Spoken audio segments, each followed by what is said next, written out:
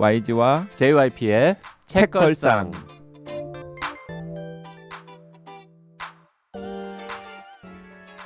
책에 관한 걸쭉하고 상큼한 이야기. YG와 JYP의 책걸상이 찾아왔습니다. YG 강량구입니다. JYP 박재영입니다. 청년회사 송수연입니다. 이번 시간에도 YG가 혼자 읽은 책을 가지고 저희 두 명을 유혹하는 YG 시간입니다. 근데 말이죠, 오늘 이제 690회인데 지난 시간에 댓글 중에 햇살고연님의 이제 그 시도 있지 않았습니까? 무력이 올라온다. 적금 만기 다가오는데 펀딩 공제 언제 하냐 질문하셨는데 그 답을 안 했어요 지난 시간에. 햇살고연님 어떤 무력이 올라오시는지 댓글. 피부과인지 뭐 아니면 가전제품인지 뭐 가방인지 여행인지 네 모르겠습니다만 무력은 원래 언제나 위험한 거죠. 네. 송 기자는 어디 뭐 무력이 갑자기 막 올라온다거나 이런 경우 잘 없습니까? 엄청 많죠. 언제 올라옵니까? 네, 이 무력 올라이고 너무 공감했어요. 저 요새 무력이 올라서 저 스탠바이미 TV가 너무 갖고 싶은 거예요. 아 여기 저 이렇게 들고 다니는 쭉 밀면 되는 거 그거? 애착 TV로 너무 갖고 싶어가지고. 그거는 뭐 한 100만 원? 네. 뭐 그 정도는 살 능력이 되지 않습니까? 아니 근데 굳이 사야 되나? 굳이 필요한 게 아니니까. 그 갈등을 그러니까 막 하고 있어요. 꼭 필요한데 뭐 송 기자님 100만 원 쓸 수는 있겠지만 근데 굳이 필요하지도 않은데 무슨 송 기자님 무슨 재벌 2세예요. 아 재벌 이세고 싶다. 100만 원짜리 그런 장난감은 재벌 2세 아니라 뭐 재벌 16세 정도 되어도 살 수 있는 거 아닙니까? 아니 재벌 2세든 재벌 16세든 꼭 필요하지 않은데 돈백을 그냥 딱 쏟아붓는 건 사실 엄마한테 과한 극장 거죠. 맞을까 봐 못 사겠는. 네. 아무튼 그 펀딩은요 아직 결정되지 않았습니다. 네, 여러 가지 지금 고민 중이고요. 만약에 하게 되면 한 12월 이 방송 나가는 게 지금 11월 29일이군요. 네. 12월 뭐 늦어도 12월 중순쯤에는 하겠고요. 할지 말지도 그때쯤 가면 정해질 것 같습니다. 네. 너무 늦는 거 아니에요? 그 여러 가지 좀 사정이 있습니다. 네. 근데 생각을 해보니까 그 제가 가만히 이렇게 가늠을 해봤거든요. 그랬더니 698회가 12월 시즌 5 마지막 회더라고요. 올 연말 올 연말 698회에서 끝나요. 그래서 만약에 우리가 시즌 6를 시작하게 되면 시즌 6의 첫 주가 첫 방이 699에 700회. 아하. 다음 시즌의 시작이 700회가 된다. 아니 그래서 701회부터 합시다. 2회는 그냥 해주세요. 서비스로. 이게 무슨 과일 가게도 아니고 귤 2개만 더 주세요도 아니고 지금 2회 정도는 서비스로 해줄 수 있잖아요. 방송 2개 서비스로 이번 시즌을 700회까지 하고 그럼요. 701회부터 네, 다시 네. 해라. 네. 뭐 하여튼 고려는 해볼게요. 근데 뭐 이렇게 되게 쉽게 아니 뭐 맡겨놨어? 아니 이거 뭐 붕어빵 하나 더 주세요. 뭐 이런 거랑 비슷한 거. 700회를 향해서 다가가고 있고요. 하여튼 펀딩은 진짜 많이 했네요. 네 지금 고민 중입니다. 진짜 많이 했죠. 네. 700회. 700회 진짜. 솔직히 이제 그만할 때 되지 않았습니까? 700번이나 했으면. 그래도 일단 700회까지는 하세요. 그래도 저도 그 생각을 했어요. 만약에 시즌 6를 못 하게 되더라도 그 딱 떨어지는 게 좋긴 하잖아요. 그래서 시즌 5까지만 서비스까지 고려하고 있습니다. 서비스로 5개 시즌에 걸쳐서 700번 방송했다라고 이제 나무위키에 쓰려고. 아니에요. 될 거예요. 뭐가요? 6도 시즌 6도. 지금 여러 가지로 어렵다니까요 지금. 어렵답니다, 독지가님. 아니 그 독지가님들한테만 자꾸 돈을 더 내라고 하는 것도 죄송스럽고 어디 좀 다른 데여서 좀 해보려고 하는데 쉽지가 않네요. 네. 대한민국의 부자들은 다 어디다 돈을 쓰고 있는지 모르겠습니다. 책에는 안 쓰나 봐요. 그건 확실한 것 같습니다. 책에다는 안 쓰는 것 같아요. 자 오늘 책 아주 근사한 제목의 진지한 책인데요. 댓글 먼저 소개한 다음에 책 얘기 넘어가겠습니다. 콩피아님, 제 편협한 독서 취향 탓에 밀리의 서재에 업데이트된 개브리엘 제빈 책을 평소라면 그냥 지나쳤을 텐데 책걸상에서 하신 극찬을 들었기에 섬에 있는 서점부터 읽어봤습니다. 아주 대만족 즐거운 독서였어요. 감사합니다. 읽으며 느낀 점이 1. 초반부 주인공 묘사를 보면서 이거 JYP 아니야? 싶었습니다. 네네. 섬에 있는 서점 읽으신 분들은 다 그렇게 느끼실 거예요. 그 투덜대는 서점 주인 아저씨 말하는 거죠? 네네네. 히코리? 뭐였더라? 피커리. 피커리? 네.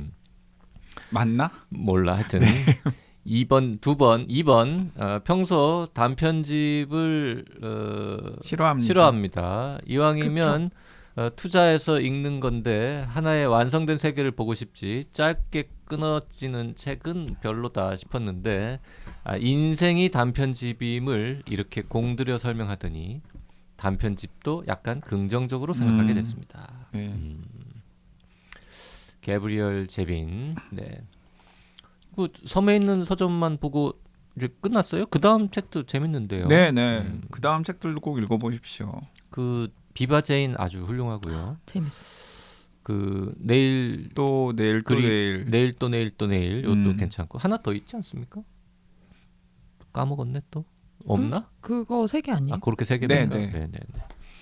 점핑 95님은 그 서 작가님 소유미 작가님 팟캐스트 정기적으로 나오셔도 좋을 듯. 참 목소리가 편안하네요. 누구한테 좋을까요? 독자. 청취자. 서 작가님한테는 그렇게 좋은 일이 아닐 수도 있겠다. 네. 소유미 작가님은 그렇지 않아도 다른 데서도 많이 다른 찾으시는 데도 분인데 고정 많이 하시고 뭐 네. 지상파도 나가시고 하는 분이라서. 네. 네.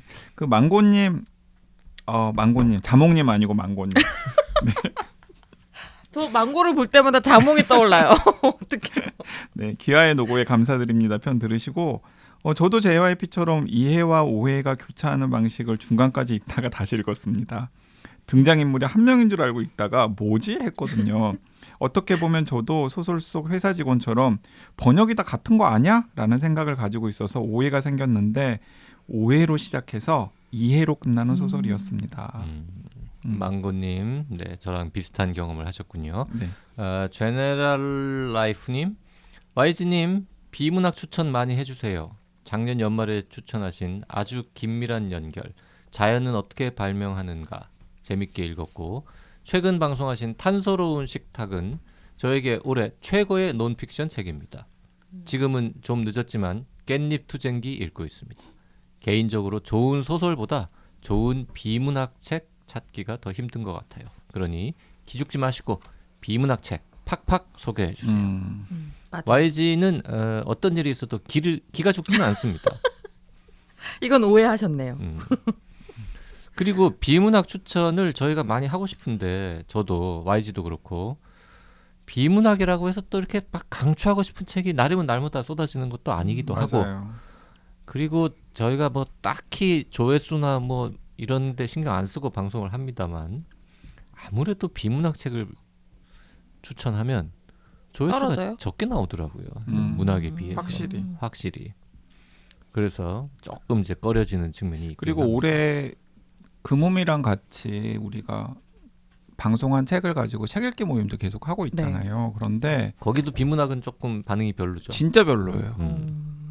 그러니까 문학 작품은 뭐 많이 알려져 있는 작품이든 알려져 있지 않은 작품이든 그 책걸상 독지가 청취자들을 포함해서 여러분들이 그냥 구경도 하시고 필요하면 같이 읽게 참여도 하시고 그러는데 비문학은 진짜 참여율이 낮아가지고 그래서 조금 좀 꺼려하게 됐는데 그 책걸상 다음 시즌은 비문학 전문 방송으로 약간 캐릭터를 바꿔가지고 YG가 맨날 이제 책 얘기하고 혼자서 그렇게 하면 어떨까? 맨날 욕하는 YG예요. 싫습니다. 그런데 이제 그 몸에 하도 제가 미안해가지고 왜냐하면 어쨌든 협력 관계인데 책걸상 뭐 JYP 포함해서 멤버들 중에 그 몸에 신경 쓰는 사람은 나밖에 없는 것 같고 그 다음에 JYP 디스 아니에요? 요새 좀 신경 못 쓰고 있죠. 요새는 뭘 계속 신경 안 썼으면서 처음엔 좀 썼는데 그나마 그것도 못 쓰고 있죠. 요새는. 아니 그리고 들어가서 봐요. 그래도 누가 무슨 글 쓰고 있는지는. 보긴 보세요. 그리고 또 비문학 같은 경우는 너무 성적이 안 좋아가지고 뭔가 좀 면이 안 서는 거예요. 그래도 그 연말에 그 장강명 작가와 금음의 김혜정 대표님 같이 우리 보기로 날로 잡고 그랬잖아요. 근데 또 김혜정 대표님한테 제가 좀 큰 소리 칠 수 있는 게 그건 좀 약간 대박 조짐이에요. 뭐? 그 번외편으로 제가 진행하는 벽돌책 읽기. 책걸상 번외편 벽돌책 읽기는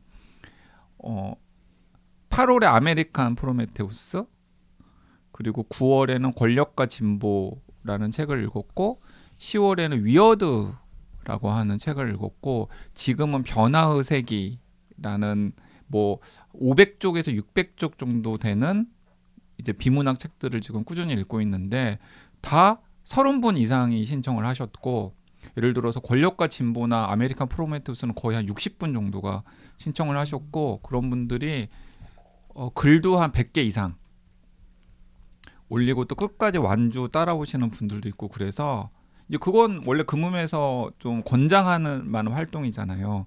제가 김혜정 대표님이나 장강원 작가 만나면 그래도 이런 거 해서 몸빵했다라고. 자, 그거를 그 정도 성과를 김 대표가 과연 몸빵했다라고 판단할지는 좀 미지수입니다만. 아니 그 얘기를 아무리 JYP가 할 건 아니죠. 아무리 벽돌책이지만 이게 30명이 와서 읽는 것보다는 그래도 좀 더 많이 오기를 바라지 않겠습니까? 금음에서는 30명 많은 거 아니에요? 많은 거죠. 30명이면 많은 거긴 뭐 합니다. 100명 뭐 200명이 좋지만 100명 200명이 그런 500쪽 600쪽 되는 책들을 막 700쪽 되는 책들을 따라 읽는 게 쉽지가 아메리칸 않잖아요. 프로메테우스는 거의 1000쪽이잖아요. 네, 1000쪽, 900쪽. 900 몇십 쪽짜리 책이니까. 그래서 그런 것들을 하고 있는데 또 그런 것들에 대한 수요가 있긴 하더라고요. 그래서 오늘은 그러니까 혹시 다음 시즌 하게 되면 뭐 한 달에 한 번이나 이렇게 벽돌책 읽기 YG가 혼자서 진행하는 걸로 해가지고 JYP는 안 읽고 이제 그 방송을 녹음하면서 그 책의 내용을 핵심을 다 이렇게 빨아들이고 이해하는 이런 얌체 같은 전략으로 하는 방송도 좀 해보고 싶네요. 아니 그래서 제가 생각을 또 했어요. 그 지난주에 우리가 소녀동지여 적을 쏴라. 그 책이 좀 방송하면서 우리도 약간 신통치 않다 그랬었잖아요. 이제 그러면서 그 노벨문학상을 수상한 전쟁은 여자의 얼굴을 하지 않는다가 잠깐 언급이 됐는데 곧 번외편으로 또 할 겁니까? 아니, 그걸 그냥 그 회는 읽으려고요. 금음에서 좀 길게 잡고. 그건 또 같이 읽으려고 따라오시는 분들이 있을 것 같아서.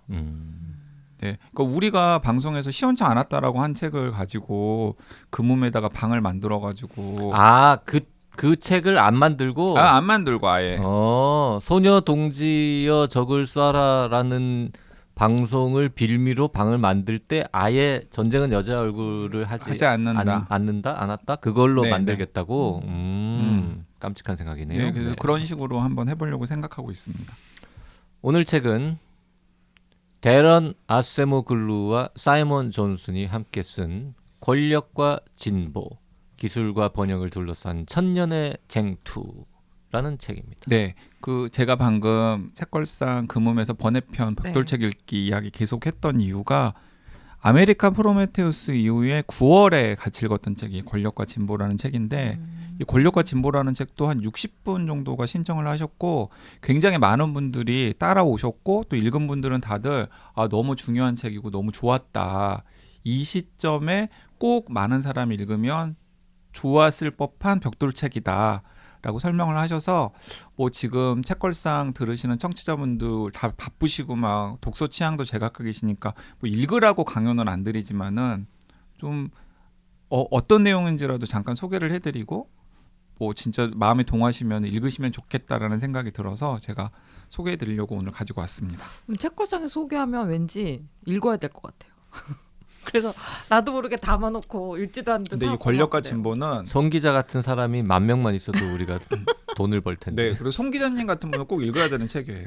왜요? 송 기자님은 어쨌든 간에 권력 때문에? 과학, 의학, 테크놀로지가 막 융합되는 현장에서 취재를 하는 기자님이시잖아요. 그러니까 딱 그런 송 기자님의 시야를 넓혀줄 수 있는 책이기 때문에 저는 송 그래요? 기자님은 조금 품을 들여서라도 읽으시거나 안 읽으실 거면 소장이라도 해놔라. 아, 또 사야 되나?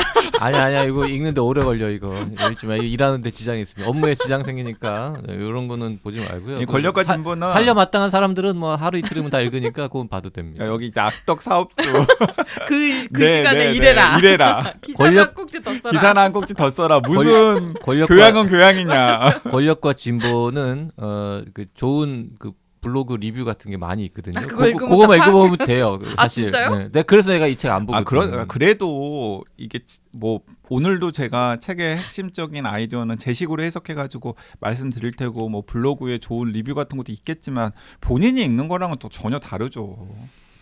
아니 세상의 모든 책을 다 읽을 수는 없으니까. 소장이라도 하랬잖아요. 그 이게 이제 원제도 똑같습니다. 네, 똑같아요. Power and Progress, Our Thousand Year Struggle Over Technology and Prosperity. 권력과 진보, 기술과 번영을 둘러싼 천년의 쟁투. 뭐 책걸상 쭉 꾸준히 들으신 분들이나 아니면은 이제 평소에 이런 뭐라고 불러야 될까요? 하여튼 지난 한 100년 뭐 200년 동안의 어떤 세계가 특히 이제 경제, 노동 이런 측면에서 어떻게 변해왔는지에 대한 책들을 좀 많이 읽어보신 분들이라면 사실 다 아는 내용이죠. 기본적인 이야기는. 하지만 그 아는 내용들을 전혀 이제 색다르게 해석을 했기 때문에 그 예를 들어서 그 올해 나온 책 중에 재밌게 읽었고 책걸상에서도 권했었지만은 그 JYP나 저나 소개를 하면서 이런 부분들은 조금 생각에 동의를 못하겠다. 이런 책이 그 장하준 교수님께서 쓰신 경쟁 레시피, 네. 장하준의 경쟁 레시피에 보면은 이제 이런 부분이 있어요. 자동화는 지난 250년간 계속되어 왔고 그 과정에서 사람들이 우려하는 것처럼 일자리가 대량으로 사라진 일은 한 번도 일어나지 않았다. 이는 자동화로 인해 기존의 일자리가 사라지기도 하지만 새로운 일자리가 만들어지기도 하기 때문이다. 로봇이 딸기를 수확하는 일자리를 없애겠지만 그 로봇을 설계하는 엔지니어나 로봇 제작 노동자 등의 수요가 생긴다. 이게 아마 그 장하준의 경쟁 레시피의 딸기 편에서 이 장하준 교수님께서 최근에 AI나 로봇 테크놀로지 때문에 일자리가 없어지고 우리 삶이 굉장히 위기에 몰릴 것이라는 예측들이 많이 나오는데 그렇지 않다. 라면서 이제 낙관론을 설파를 하셨거든요.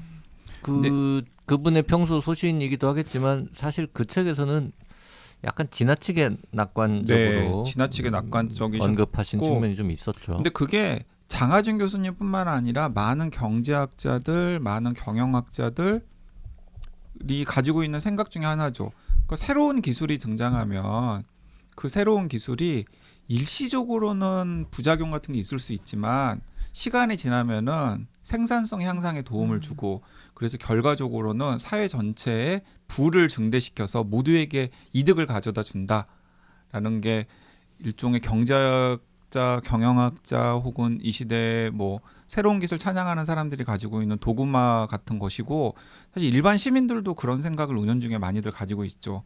이 권력과 진보는 그런 통념을 정면 반박하는 책이에요. 자, 그런데 이제 더 흥미로운 건 뭐냐면 맥락이 흥미로운데 이 데런 아세모글루라고 하는 저자는 우리나라에도 팬이 꽤 많아요. MIT 경제학자거든요. 그런데 국가는 왜 실패하는가? 라는 전작 때문에 전작은 세계적인 베스트셀러가 된 책이고요. 꽤 오래된 책이죠. 네, 꽤 그거는. 오래된 책이죠. 네. 세계적인 베스트셀러가 된 책이고 그러니까 학문 쪽으로도 되게 중요하다라고 언급되는 책인데 책 내용도 굉장히 흥미롭고 재미있어가지고 굳이 경제학도가 아닌 사람들도 혹은 경제학계에 있는 사람들이 아닌 사람들도 많이들 읽고서 뭐 아이디어도 얻고 그 다음에 되게 좋은 책이구나라고 생각하는 책이 국가는 왜 실패하는가라는 책인데 그 국가는 왜 실패하는가 이전에도 이 데런 아세모글루는 경제학계에서는 언제 노벨상을 받아도 그냥 다들 고개를 끄덕이는 사람. 제 생각에는 2025년쯤에 받을 것 같습니다. 네. 왜요? 24년일 수도 있고요. 네, 왜냐하면 올해도 지금 하고 있는 이 이야기가 현재 그 소위 말하는 시대 정신에 딱 맞는 네. 트렌드가 그런 얘기 하고 있거든요. 그러니까 올해도 그 데런 아즈모글루가 노벨 경제학상을 받을 수도 있겠다라고 예상하는 사람들도 많았어요. 근데 이제 올해는 데런 아즈모글루한테 안 돌아가고 그 커리어 그리고 가정에 돌아갔잖아요. 그런데 그것도 책걸상에서 소개해 준 거죠. 근데 아마 내년 내후년에 책걸상에 계속 될지 계속 안 될지는 모르겠습니다만은 책걸상이 계속 안 되더라도 데런 아즈모글루라는 사람이 노벨 경제학상을 받았다는 뉴스를 보면 이 방송을 들으시는 분들은 그거 나 어디서 들었는데? 그거 어디서 들었지? 아, 책걸상에서 들었구나. 아, 사야 되나? 지금 데런 아세모글루의 노벨상 수상 소식을 듣고 뒤늦게 이 방송 들으시는 분도 있을 수 있다는 거죠. 네. 그러면 성지순례. 오래전에 예측했던. 오래전에 예측했다. 책걸상 안 하고 이런 얘기 어디 가서 하실 거예요? 또 술집에서 많이 합니다 또. 그래서 그러면서 그때 YG는 술집에서 술 마실 시간이 부족해요 말하느라고. 그러니까 그때서야 아마 펀딩에 참여 안 하셨던 분들 뭐 책걸상 후회합니까? 뭐 아깝지만 뭐 어떻게라고 하셨던 분들은 그때 책걸상을 지켰어야 됐는데 YG랑 노벨상 예측한 게 뭐 그리 대단한 일이라고. YG랑 JYP 어떻게든 잡았어야 됐는데 막 이러면서 후회를 하실 수도 있는. 네. 아니 그 사실 이제 기술이 발전하면서 일자리가 줄어들기도 하고 늘어나기도 한다라는 얘기. 뭐 아까 이제 YG가 대부분의 경제학자들이 동의한다. 일반 시민들 포함해서. 맞긴 맞는데 그 대부분이 동의하는 거는 그래도 한 20세기 정도까지였죠. 최근 들어서는 그거에 대해서 동의하지 않는 분들이 조금씩 늘어나고 이제 심지어 20세기까지는 그랬는데 21세기에는 안 그럴 수도 있다 정도로 이제 태세를 바꾼 사람들이 꽤 많죠.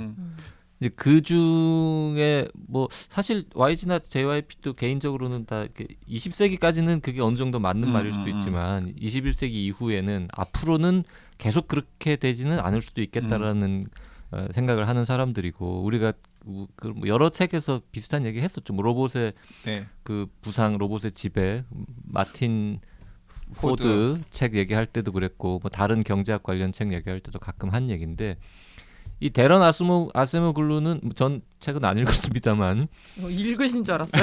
이분은 아니 내용은 다 파악을 했어요. 요거는 이제 읽기는 싫지만 근데 데런 아세모글루는 20세기에도 우리가 생각하는 것보다는 그렇지 않았다라는 주장을 하면서 21세기에는 더 큰 일이다라고 주장하시는 분인 거죠. 그러니까 데런 아세모글루는 일단 아까 한 얘기를 마무리하면은 그러니까 노벨 경제학상을 오래 받아도 이상하지 않을 정도로 유명한 주류 경제학자예요. 그러니까 모든 경제학자들이 논문 내면은 막 이렇게 들여다보고 이런 분인데 이제 그런 사람이 굉장히 파격적인 이야기를 했다라는 점에서도 좀 주목할 만한 부분이 있고요.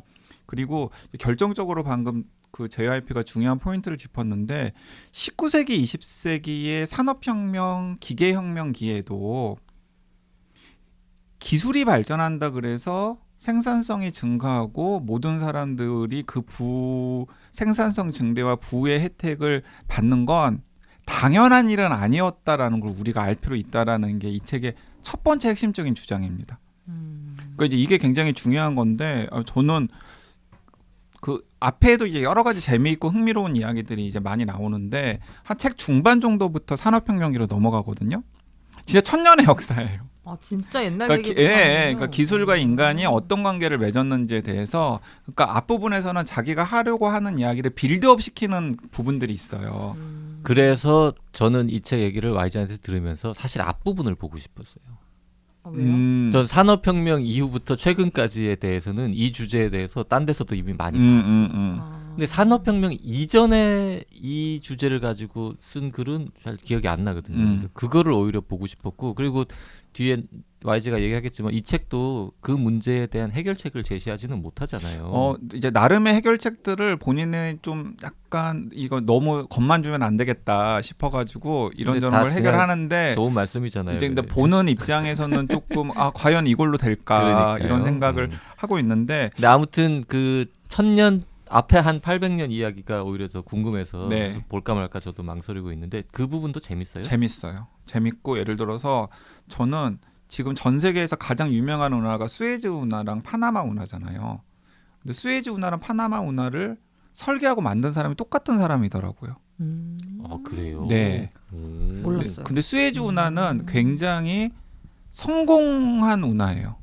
근데 파나마 운하는 결국에는 그 사람이 성공시키지 못하고 죽었어요. 재산도 다 말아먹고. 그 수에즈 운하를 성공한 사람이 수에즈 운하를 성공했던 경험과 그 시대 정신과 그 마인드를 가지고 그대로 파나마 운하를 도전을 했었는데 파나마 운하는 실패하고 나서 굉장히 시간을 질질질 끌다가 어쩔 수 없이 그냥 이렇게 판 운하더라고요.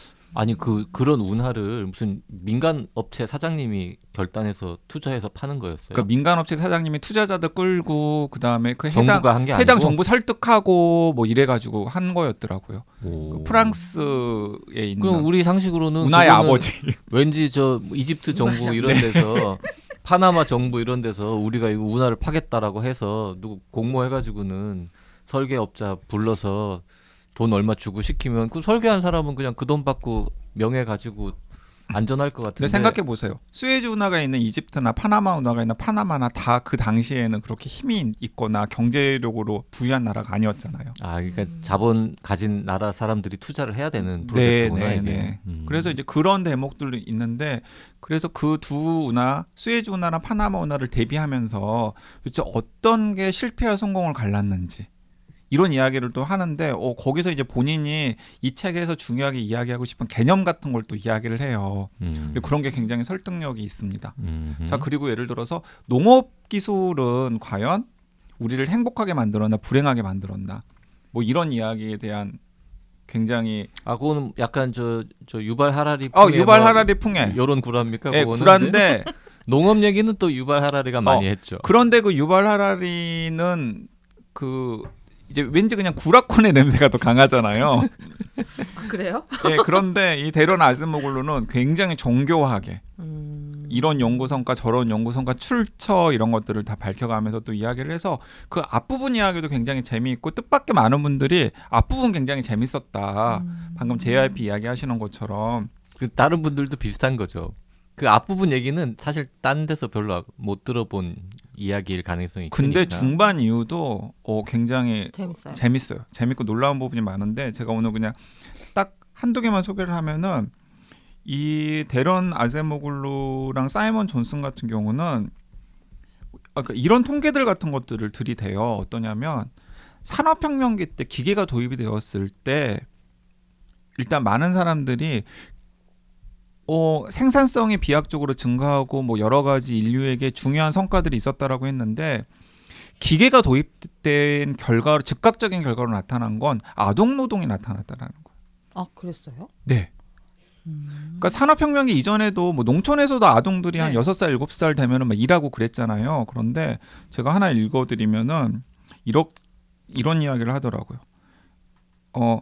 아제모글루가 뭐라고 쓰냐면 믿을 수 없이 비위생적이고 위험한 조건에서 반쯤 벌거벗은 채 장시간 노동하는 6살부터 10살짜리 아이들이 이렇게 대규모로 존재했던 것은 인류 역사에서 비견할 만한 예를 찾아볼 수 없었다. 그 노예제 때도 6살, 7살, 8살, 9살, 10살짜리 애를 그런 식으로 그렇죠. 다루지는 않았다라는 거예요.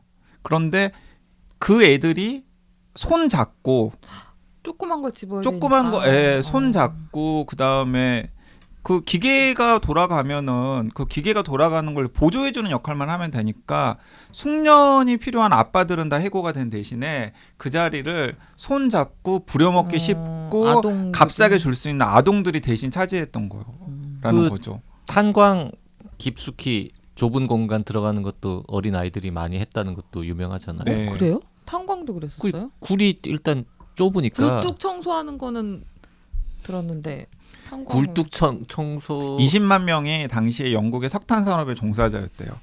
근데 20만 명 중에서 약 8만 명이 6살부터 15살까지 진짜 아동들이었대요. 많았네요. 네. 그 넓은 굴을 파는 게 힘드니까 저 마지막 갱도 거기까지 들어가면. 근데 그것도 이야기를 하는데 힘든 게 아니었더라는 거예요. 그때 증명을 보면은 한 60cm 정도로만 높이를 파요. 그런데 그게 기술적으로 힘들거나 물리적으로 어려웠던 게 아니라 성인이 들어갈 수 있을 정도로 파서 구획을 하면은 돈이 많이 드니까. 그렇겠죠. 돈이 당연히. 많이 드니까 그냥 조그맣게 퍼서 조그만 애들 구멍을 판 다음에 거기다가 애들을 심지어 들여보내는 아이들은 거예요. 임금도 조금 줘도 되니까. 네. 그때 안 태어나고 진짜 잘했네. 그렇죠. 그래서 굴 파고 있을 아세모글루는 뻔했네. 이제 무엇이라고 이야기를 나는 하냐면은 굴 파다가 맞았을 거 아니야. 일 못한다고. 네. 그러니까 산업혁명 우리가 지난 250년 동안의 산업혁명의 성과가 이렇게 모두에게 비교적 긍정적인 형태로 퍼질 수 있었던 건 그 기술 자체가 그런 속성을 가졌다라기보다는 그 기술이 등장한 다음에 많은 사람들이 아동노동 금지, 선거권 확대, 노동조합의 부상, 노동자 권리의 법제화, 결정적으로 복지국가 같은 것으로 제도적으로 보완하고 보완해서. 노력을 하고 저항을 했기 때문에 그런 테크놀로지가 길들여져 가지고 우리가 지난 250년 동안 그래서 산업혁명 후에 우리가 이만큼 잘 살게 된 거 아니야? 라고 생각할 수 있었던 거지. 만약에 그 중간 고리들이 빠져버리면 지금도 어디선가는 아동노동하고 있고 그러게요. 그랬을 가능성이 거의 100%라는 것이고 그게 바로 그 기존의 경제학자들이나 경영학자들이나 신기술 애찬론자들이 말하지 않는 기술과 진보, 기술과 문명 간의 관계 진실이다. 이제 이런 이야기를 이제 여러 가지 설득력 있는 사례들을 통해서 이제 이야기를 하고 있는 거죠. 그러니까 여기서 이제 메시지는 기술 자체가 중요한 게 아니라 그 기술을 어떻게 길들일 수 있는지가 훨씬 더 중요하다라는 거예요. 그럼 우리는 뭐 해야 돼요 지금? 근데 지금 이분이 이제 문제가 되는 거 뭐냐면 그다음에 이분은 이제 기술도 보면은 생산성을 높이는 잠재력이 있는 기술이 있고 영 꽝인 기술이 있다는 거예요. 근데 자기가 보기에 지금 SNS라던가 아니면 뭐 이런 생산성 꽝이네요. 생산성 꽝이. 마케팅으로는 잘 활용되는데. AI 얘기도 많이 하지 않습니까? 네, 그러니까 생산성을 크게 높이는 데도 실패하고 그것도 이제 여러 가지 데이터들 같은 것들을 들이대면서 2000년대 들어가지고 AI라던가 디지털 테크놀로지들이 막 등장했는데 여러 가지 정교한 연구 방법론으로 경제학자들이 들여다보니까 그런 디지털 테크놀로지가 생산성을 크게 높였다라는 증거가 없다는 거예요. 그러니까 그건 또 70년대 자동화랑은 또 다른 거죠. OA라던가 자동화랑은 또 다르다는 거예요. 직관적으로 또 약간 이해가 되는 게 뭐 사람들이 SNS 많이 쓴다고 뭔 생산성이 올라가겠습니까? 맞아요. 그렇죠. 다 사실은 생산성이 오히려 하락할 네. 수 있는. 그리고 결정적으로 지금의 디지털 테크놀로지는 모두가 다 잘 사는 번영을 만들기보다는 업계의 거물이나 고위 경영자들만 부자로 만들어서 사회에 그렇지 않아도 문제인 빈부격차를 오히려 더 키우고 있잖아요. 거기에다가 독재자의 손에서 감시의 도구로 사용이 되고 그리고 소셜미디어 같은 것들이 그 좌파와 우파의 양극단에 있는 사람들을 자극해가지고 정치의 양극화 같은 것들을 자극하고 그러니까 이런 건 자기가 보기에는 원래부터 이 기술이 길들여서 어떻게 할 수 있는 건덕지가 있는 게 아니라 좀 이거 문제가 있는 거 아니야? 버려야 돼요 그럼? 그러니까 심지어는 버릴 수도 있어야 한다라는 거예요. 진짜요? 그럼 여기서 그러면은 우리가 기술 그럼 거부하자라는 게 아니라 그 기술이 긍정적으로 활용될 수 있는 방향으로 새롭게 만들고 창출하는 노력이 필요하다라는 거예요.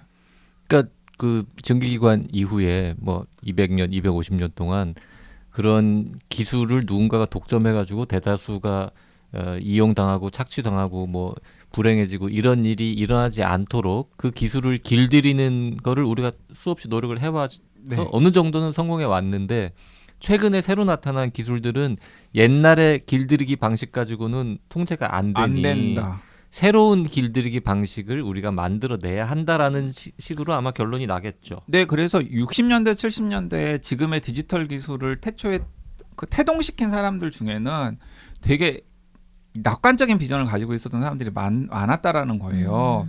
그리고 그 사람들이 그때 제안했던 몇 가지는 굉장히 인간의 창의성을 고양시키고 그리고 인간이 힘든 일을 덜하면서 오히려 그 힘든 일을 덜한 만큼을 다른 생산적인 일에 쏟을 수 있도록 돕고 그리고 불평등보다는 평등을 고양하는 그런 잠재력이 있었던 부분들이 있었는데 80년대, 90년대를 지나면서 그리고 특히 21세기 들어서 그런 잠재력이 있는 디지털 테크놀로지의 부분들은 계속해서 축소되거나 아니면은 사장되고 오히려 그 디지털 테크놀로지 중에서 가장 나쁘고 그리고 가장 생산성에는 도움이 안 되는 것들만 발전하고 있는 트렌드가 있고 그래서 그걸 우리가 어떻게든지 간에 지금 제동을 걸고 돌려야 되는데 그걸 제동을 걸지 못하도록 하는 과도 권력이 있다는 거예요. 과도 권력. 권력자들이 있다는 거예요.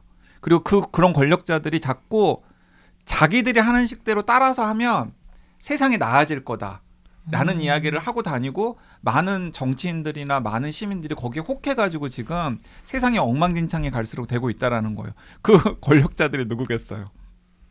누구예요?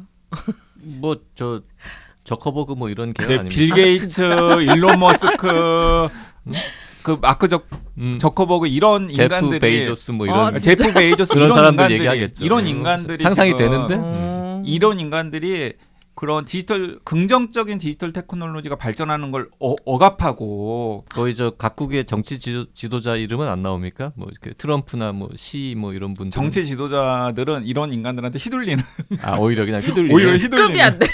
다룰 거. 하긴 뭐 임기 지나면 끝이니까.